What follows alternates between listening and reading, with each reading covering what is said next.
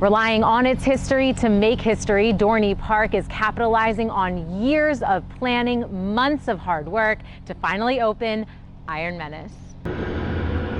Dorney Park's brand new dive roller coaster, Iron Menace, is ready to drop. But its journey to completion was a wild ride in and of itself. It isn't like a roller coaster just pops up overnight, right? We have to get the steel fabricated in Ohio, and we have to get it shipped here. We have to get more steel from other areas around the country to even get in a position where we can build a track this long and this high. And that construction, which included building roads for large cranes and removing water underground, took place through some tough elements. We had a little bit of a colder winter this winter and some snow, which we were not used to for a couple years now, right? So that slowed us down a little bit, and we had a very rainy spring. So that also slowed us down a little bit, but the contractors came through fantastically, and here we are now today. It's the largest investment in the park's 140-year history.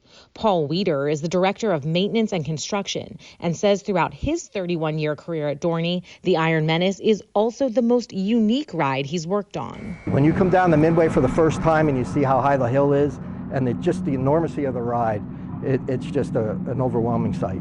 Iron Menace is the first drop coaster at Dorney Park, but also in the region.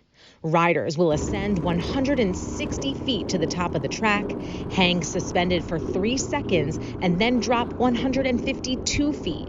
And from there, it's a doozy. They'll make the drop, they go right into the Immelman roll, a 0G roll, a tilted loop, and then they've got the corkscrew at the back end. So they've got 4 dynamic elements that will leave them upside down at various points throughout, and it's just jam-packed and it's quick. Another unique feature of the Iron Menace is the inner vest on the restraint.